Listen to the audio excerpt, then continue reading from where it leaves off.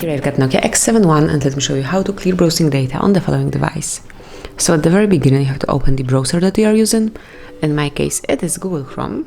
Then click on more icon, which is 3.1 in the right upper corner, and then go to history.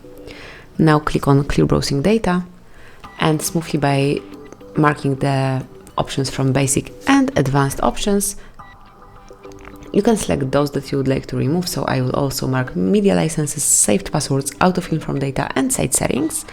And if you personalize it, you can finally change the time range. So smoothly click here and you can delete history from last hour, last 24 hours, last 7 days, 4 weeks, or even all time. And actually, this is what I will do.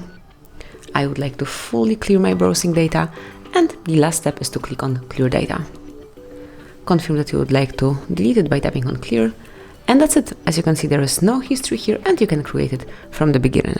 So that would be all. This is how you can clear browsing in your device. Thank you for watching. Please subscribe our channel and leave the thumbs up.